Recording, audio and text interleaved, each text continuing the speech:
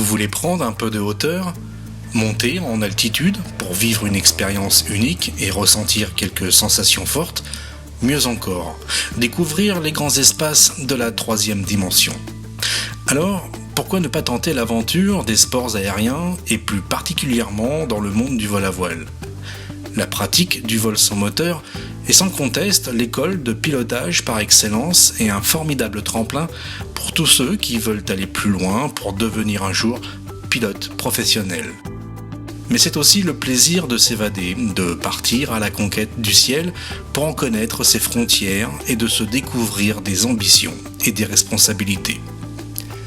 Grâce à la présentation statique d'un planeur et l'animation d'un simulateur, les bénévoles de l'association aéronautique du Val d'Essonne lancent une opération de communication et de promotion de ce sport et loisir vers un public passionné d'aéronautique.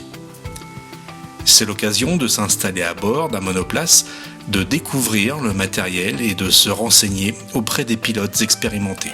Languille Richard, je suis un pilote à Bunot et j'ai découvert par l'intermédiaire de mon association, de mon CE, la possibilité de faire du planeur à Bunot-Bonnevaux où j'ai été très agréablement accueilli et mon apprentissage a duré 6 mois. Et maintenant je suis breveté. À travers cette exposition sur l'activité du vol à voile, les visiteurs ont également la possibilité de s'entraîner ou d'acquérir des notions de pilotage sur un simulateur de vol. Les contacts sont nombreux et fructueux.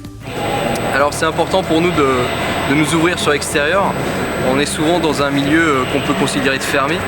Et montrer que le sport, le vol à voile est un sport abordable, donc de rencontrer des jeunes, de les faire profiter du simulateur. On utilise le simulateur, au départ ça a été créé, ça a été mis en place par la fédération il y a quelques années pour justement permettre de faire ce genre d'exposition et on s'est rendu compte que c'était également un très bon outil pédagogique, donc on l'utilise beaucoup pour la formation de début. Ce qui diminue aussi le coût des formations. On l'utilise également beaucoup pour la formation d'instructeurs planeurs. Ça permet de faire de la pédagogie au sol et donc d'avoir des instructeurs qui sortent de formation avec les bons discours, etc. Les rôles des instructeurs, pour moi, c'est avant tout donner la motivation, donner l'exemplarité, mais on doit transmettre une passion, mais également un niveau technique. L'aérodrome de Bunot-Bonnevaux est une des plus importantes plateformes de vol à voile en France. C'est aussi le plus grand club de planeurs à voler en plaine, ainsi que le premier classé au nombre de kilomètres parcourus sur la campagne. Donc en fait j'ai connu l'aéroclub de Bunot quand j'étais ado, mais j'ai arrêté pour différentes raisons. Sauf que l'aviation ça m'a jamais quitté.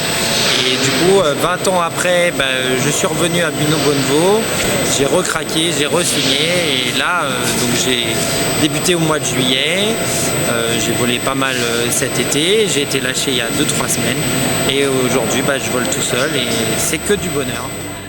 Le ciel de la Beauce est un formidable terrain de jeux aériens. L'aéroclub de Bunot-Bonnevaux connaît aujourd'hui une grande notoriété en France et en Europe grâce à ses vélivoles passionnés, qui apportent encore maintenant une contribution importante dans la progression de l'aéroclub.